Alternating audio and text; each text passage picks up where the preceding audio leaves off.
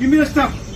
Stop, I'm costing you. Doesn't matter. Give no listen. Stop, I'm costing you. Just give me whatever you have. Stop it. No, I can see you. Stop giving it. Give me, you I'm don't go. costing you. Stop it. Stop it. Fuck me. What do you mean?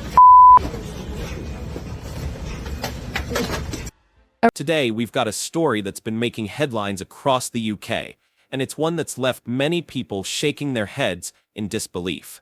It's about a Romanian migrant named ARtackxng Dema, who arrived in the UK just last year.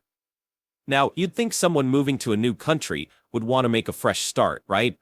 Well, that's not exactly how this story goes. ARtackxng was caught red-handed, stealing from a shop, and it wasn't just a petty crime. No, we're talking about a staggering £60,000 worth of products stolen from boot stores across the country within just 12 months of his arrival. But hold on, it gets even more shocking. As it turns out, ARtackxng wasn't exactly a stranger to the world of crime. Reports have revealed that he had a pretty extensive criminal history before even setting foot in the UK.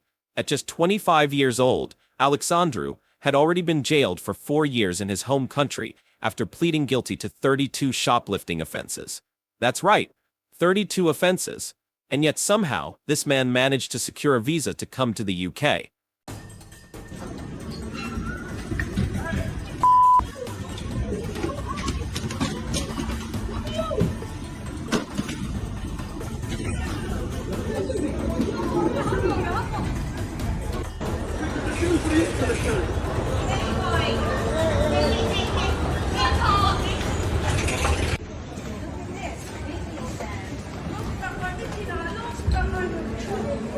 I don't know about you, but a lot of people are asking some very valid questions right now. How on earth was someone with such a lengthy criminal record allowed to enter the UK in the first place?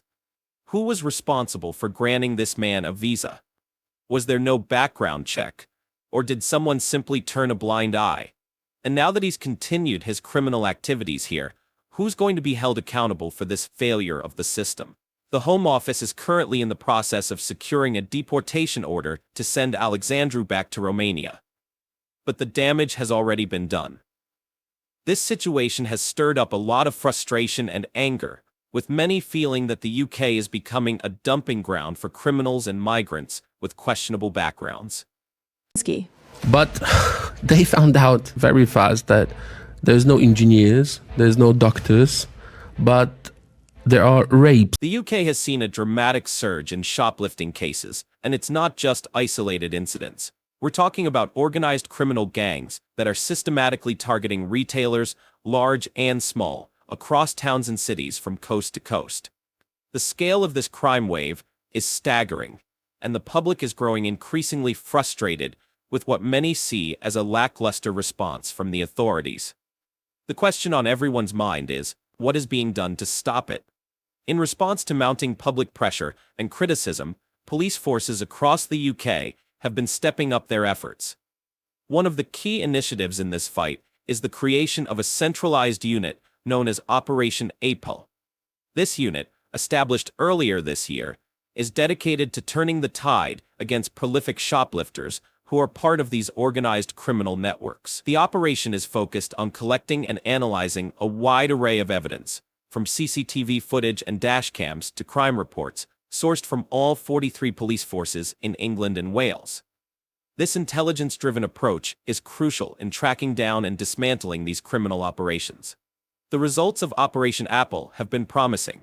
In just the first 3 months, the unit identified 152 individuals involved in organized crime. Among them was ARtackxng Dema, a Romanian migrant with a notorious history of shoplifting.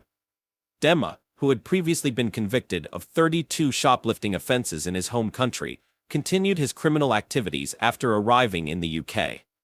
Thanks to the diligent work of Operation APEL, Dema was tracked down, and his patterns of shoplifting were identified. The South Wales police were alerted to his movements, and a sting operation was set up. Dema was eventually spotted in a boot store in Pontypridd. Thanks to a quick-thinking staff member and a town-wide radio system that connects retailers with patrolling officers, the police were able to apprehend Dema as he attempted to flee. His arrest marked the end of a crime spree that had affected countless communities across the UK. But while this might seem like a victory, it's just one battle in a much larger war. The renewed focus on retail crime, spearheaded by the efforts of Operation APEL, has been a significant step forward.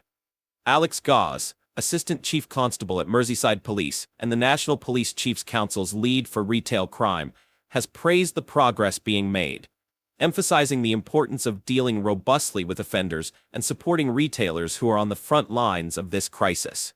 Yet, despite these efforts, the numbers tell a grim story. The UK is in the midst of a shoplifting epidemic. Recent figures from the police show that shoplifting offenses have increased by a staggering 30% in just 1 year, reaching levels not seen in 2 decades. Nearly 444,000 shoplifting crimes were recorded in England and Wales in the year leading up to March, up from just over 342,000 the previous year. This is the highest figure since records began in 2003, according to the Office for National Statistics. But here's the kicker. Industry experts believe the actual number of incidents is likely much higher. Many store owners, overwhelmed by the sheer volume of thefts and disillusioned with the lack of police response, have stopped reporting incidents altogether. This underreporting only adds to the complexity of the issue, making it even harder to address. Professor Joshua Bamfield, director of the Center for Retail Research, has shed light on one of the key drivers behind this surge in shoplifting: the perception that it's a risk-free crime. With many offenders believing they can operate with little fear of being caught, we're seeing a troubling increase in brazen, organized theft. This perception has emboldened criminal gangs, allowing them to operate with near impunity, while law-abiding citizens and businesses are left to pick up the pieces. So what's the way forward? It's clear that addressing this crisis requires more than just reactive policing.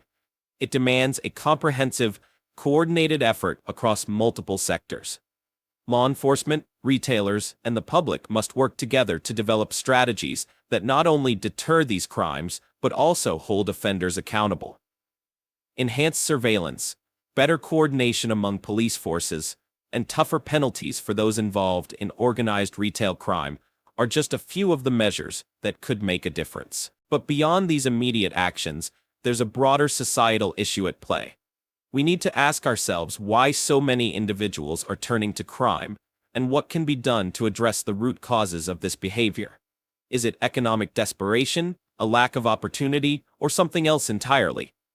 Understanding these factors is key to developing long-term solutions that not only reduce crime, but also help build stronger, more resilient communities. As we continue to monitor this situation, it's clear that the fight against organized retail crime is far from over.